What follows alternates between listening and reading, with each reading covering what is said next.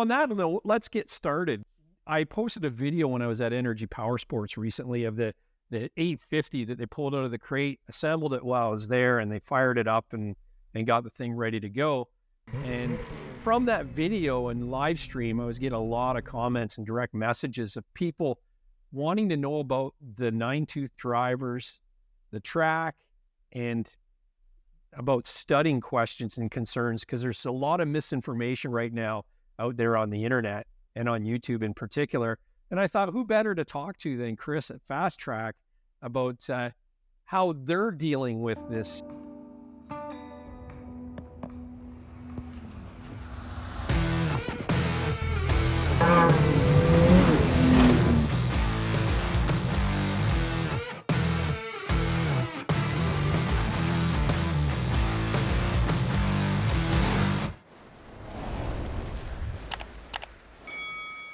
So you must be getting a lot of questions and feedback on this very topic. Yeah, absolutely. The 9-tooth driver threw a huge wrench into a lot of people's plans.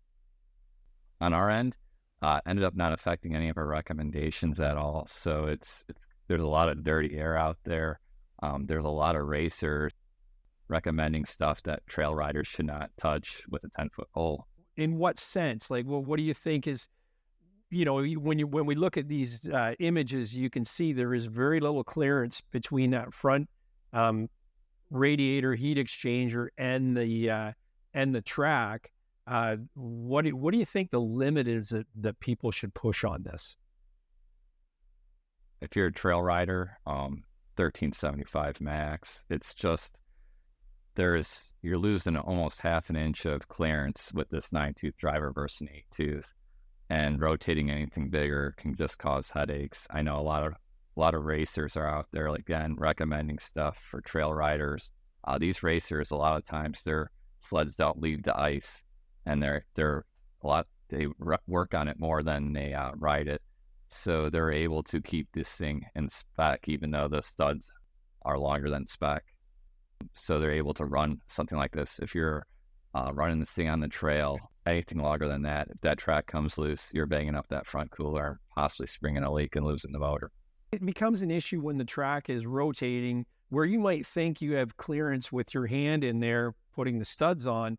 As soon as that thing starts spinning at 80 miles an hour or greater, or whatever the speed may be, that's when it balloons out and creates the issues. Is that correct?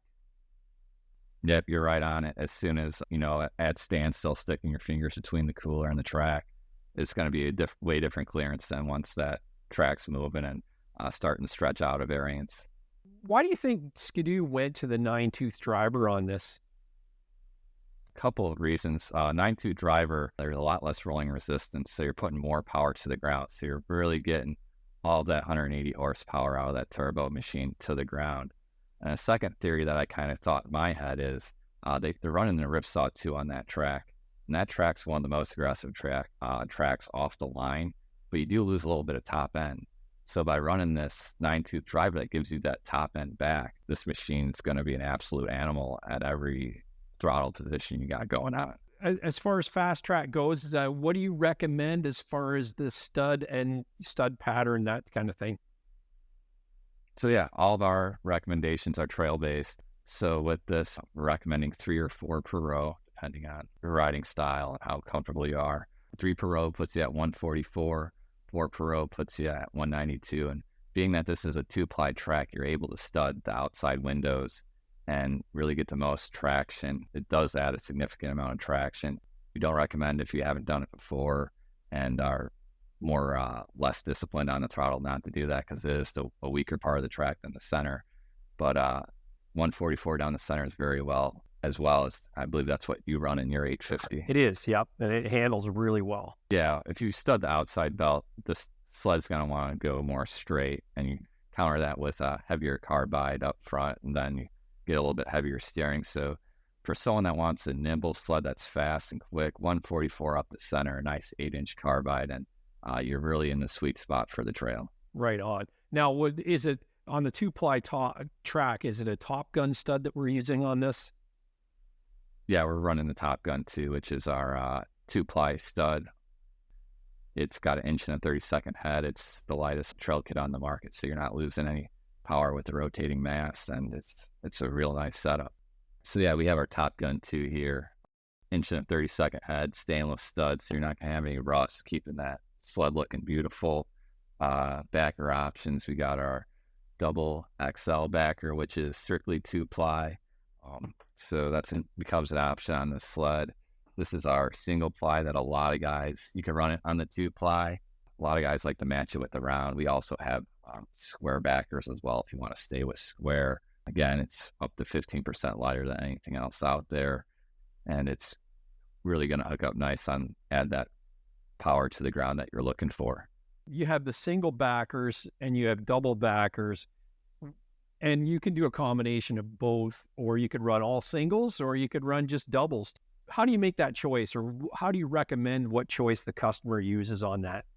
Sure. Double backers do provide a little bit of extra traction just because you don't have any lateral movement of studs going side to side. It's all back where the direction you want the stud to enforce. So you're going to get a little bit more traction out of it. A lot of it comes down to templates that people have a lot of issues like making templates on their own, which is very overwhelming. But we have any template you can dream of. If you want to run strictly doubles, you want to run 192 down the center and only doubles. I mean, we have it all. If someone doesn't know if this 850 comp is the first sled snowmobile that they've actually gone and studded, is that something they can reach out to Fast Trac and say, look, what do you recommend? A lot of it comes down to personal preference. From what we see, the most important thing is scratch lines, and all of our templates are going to give you upwards of 40 plus scratch lines. So people have their preconceived notions of a double. It's a little bit more tricky to install. That's why we sell majority singles. We do provide an extra double backer that you can drill out. So what you do is you install all the studs on the outside. You go back with that double backer that's drilled out, put it on the track, drill right through the double backer. Because let's face it, putting that template on there and drilling, that drill does like to walk sometimes, and then that you get some walkie studs or you get the heads overlapping. So a lot of it comes down to install, how confident they are installing it. So if someone doesn't have that confidence or they just want simplicity, all singles, and you're not going to be disappointed with all singles. For the person that wants to get every ounce of traction out of it, that's when we start recommending doubles. You're safe to go either way. Absolutely. That's good.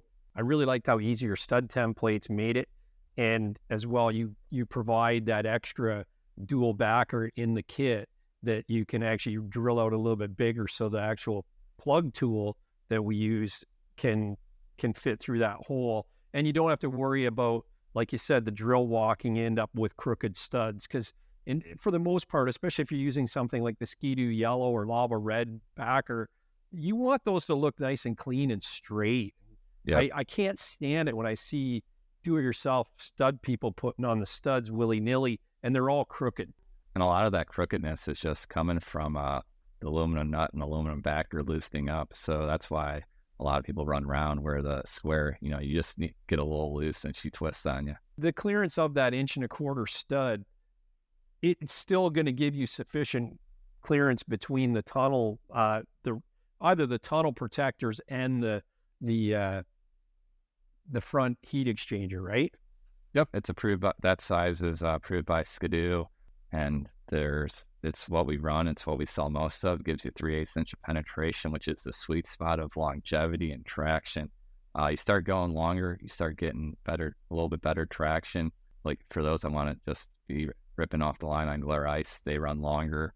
But now you're running strictly on stud. You're not getting any support from the lug.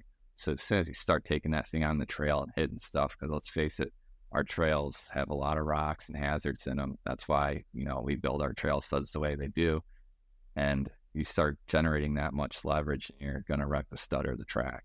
When you first heard about the 9-tooth driver and this track option on the 850 comp, did you have to change any of your product offering, or how did you deal with this when this information came to light? Definitely sent a jolt through us. So you always have paranoia that you're selling something that's not going to work. Luckily for us, we always have that 3/8 conservative recommendation, which majority of trail riders love. And then the next thing is the front tunnel protector. A lot of 2-ply track templates, we'll put a stud in front of that tunnel protector and bang it off. Luckily for us, again, we only stud the safest part of the track. We avoid the center, and we have clearance with our templates. So it was a huge sigh of relief that we did not have to change a thing, and we didn't have any liabilities out there. Does the 2-ply Trac offer more studding options? Yes. I mean, the biggest thing that the 2-ply Trac offers is you're able to stud the outside belt. So you're able to put more studs. That gives you more real estate, more scratch lines. And for those that really like that grip, it puts this snowmobile on rails. And it also allows us to be a little more aggressive with the 2-ply template. We eke out about 6 more scratch lines on the 2-ply templates versus a single ply. Is there anything else that people need to look out for when they're studying this 850 turbo? Well, the beautiful thing, it comes with tunnel protection from the factory. So pretty much just track tension, I would say, is the main thing as long as you're following in spec. Our templates put you in the safe spot. There's not going to be any issues with the machine and the track itself. So just keep a good eye on track tension, which is something you should do regardless if you have studs or not. So can you talk more about the ability to stud the outer windows of the track? You see a lot of guys that want to do that, and they've been reluctant to do it over the past few years because Ski-Doo only offered a single ply track. Yeah, so the ply refers to the fiberglass cords running through the track. So 1 ply equals 1 ply of fiberglass cords, and 2 plies, 2 fiberglass cords. So you have that extra strength versus just the single ply, and it'll make the sled want to go straighter more. So if you don't like the sliding of the rear end and the corners, it takes away that as well. Where can people find out more about the Fast Trac products and studying options for their 850 comp or any other snowmobile they may own? Sure. Just go to fasttrac.co, fasttrac.co.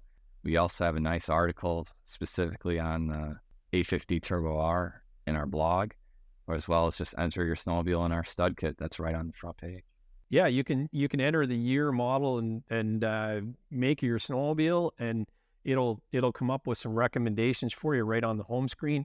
I will link that article in the first comment of this video and also in the description. So if you're looking for that article, it's a great article. Has some nice pictures there showing different pattern options. You'll find it very helpful. As well, you can take advantage of the Snowmobile Sessions discount code if you go to fasttrac.co and you add your studs and backers into the cart, add a toolkit into the cart, and use coupon code SNOW, S-N-O-W, and that toolkit is absolutely free. And it's very handy to have when you're putting this thing together. I can't say enough about how great the stud templates are to download. I have 2 videos on my channel showing the process. I'll also link to those in the description below if you want to check out those videos as well to see how easy it is to use the Fast Trac studs.